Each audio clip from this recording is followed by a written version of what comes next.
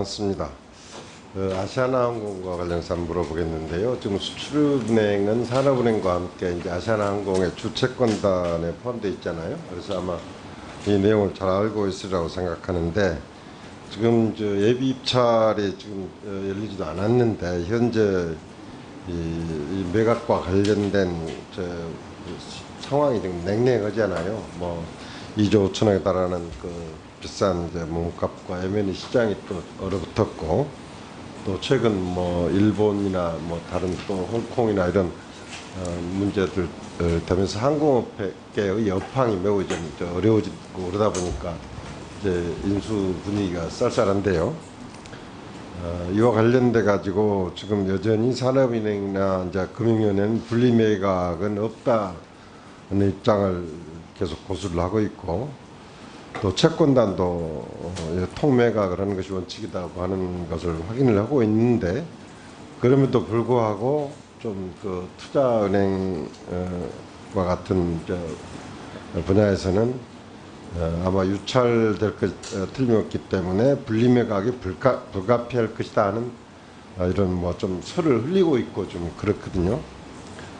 그런데 좀 후보자는 이런 현재 상황을 고려할 때 좀 이렇게 대기업이나 이런 데 참여를 유도하기 위해서라도 분리매각을 해야 한다고 생각을 하십니까? 아니면 그동안의 그 금감이나 채권단 입장처럼 통매각을 계속 유지해야 한다고 보십니까? 지금 이제 주관은 이제 금호산업이 하는 걸로 알고 있고, 채권단이 옆에서 협조하는 걸로 알고 있고요. 금호산업은 아마 통매각을 시도하는 것 같고요. 지금 저희가 아까 말씀하신 대로 뭐 시장이 냉랭한지 아닌지는 이제 아마 주관사를 통해서 태핑을 해볼 것 같고요.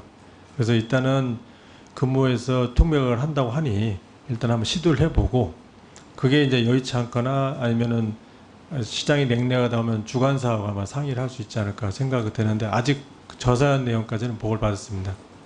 물론 아까 네. 보고가 아니라 이미 수출은행도 아마 채권단이니까 아까 멘대로 후보자 개인의 좀 입장을 한번 아주 수출행 뭐 경험을 보면 저는 일단 통매각이 맞다고 생각하고요. 예. 특히 지난번 이 아시아나항공과 관련된 그 계열사였던 금호타이어 매각에도 예. 이제 우리가 경험을 했었습니다만, 지금 산업은행 같은 경우에는 좀 기본적으로 채권 회수 극대화에만 좀 관심이 좀 치우쳐 있고, 기본적으로 국내 어떤 제조업이 앞으로 어떻게 나가야 할 것인가, 어떤 산업 정책적 측면에서 좀 고려가 부족하다 하는 걸만 지적을 했었는데, 사실은 이제 좀 국적기라고 하는 것이 굉장히 의미가 있지 않습니까? 근데 만약 국적기도 사실상 지금 뭐 물론 이제 저가항공도 있습니다만은 사실 대한항공도 여러 가지 우여곡절을 겪었고 이제 지금 아시아나도 이렇게 되는데, 사실 이 경쟁 체제가 무너졌을 때 결국 가장 큰 어떤 면에서는 산업에 문제가 생기고, 그게 바로 또 소비자들 피해로 가거든요. 그래서 이 사는 법에도 사실 국민 경제의 발전, 그리고 어떤 그 지역 개발에 대한 고려, 이런 것을 좀 하도록 사실 규정이 되어 있기 때문에 위원장이 될 경우에 이런 단순히 특히 산업은행이나 이런 경우에 그냥 채권단으로서 채권에서 극대화에만 신경을 쓸 것이 아니라 이런 문제를 좀 균형 있게 보는 그런 측면을 반드시 견지를 해주길 부탁을 합니다. 예, 알겠습니다. 다음에 예금자 보호 한도 5천만 원이 뭐 모든 금융기관에 동일하게 적용돼 있잖아요. 예. 그래서 작년 이제 국정감사에서 최종국 금융위원장한테 질의를 했을 때, 이게 지금 그동안 우리 경제 규모도 굉장히 커졌고, 그다음에 또 여러 가지로 지금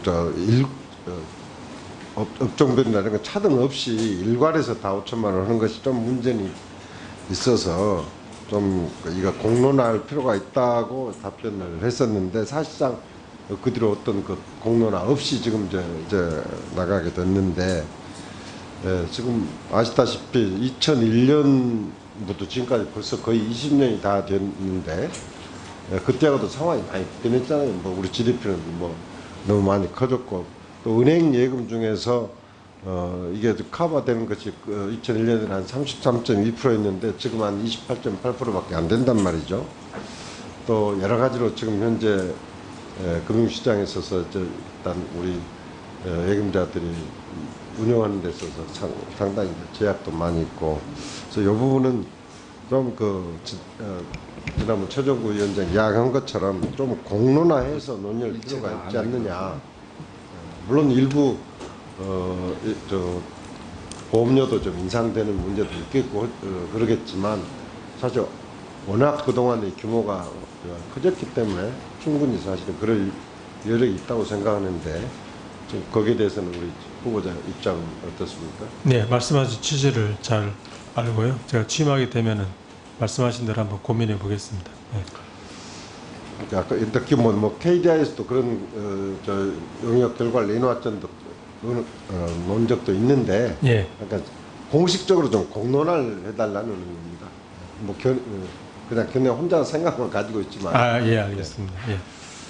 이제 이번 DLSDF 같은 이 파생 상품과 관련돼 가지고 사실 아까 이 파생 상품 시장을 키워야 할 필요성이 있는데 비해서 또 사실 개인 투자자 보호 측면에서 또 여러 가지 고려해야 할 측면이 있는데, 지난 5월달 금융위원회에서 이제 파생 상품 발전 방안을 발표했는데 그 중에 의무적으로 지금 운영되고 있는 프로그램 매매 사전 보고 제도를 지금 폐지하겠다는 것이 들어가 있다는 걸 알고 계시죠? 예, 예.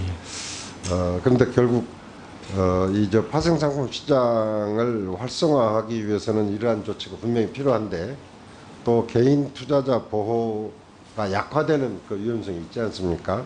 근데 이제 우리 금융시장에서 특히 정보의 비대칭성 문제가 있는데, 이 문제에 대해서 좀 단계적으로 없애더라도 좀 단계적으로 좀 폐지를 해야 하지 않을까.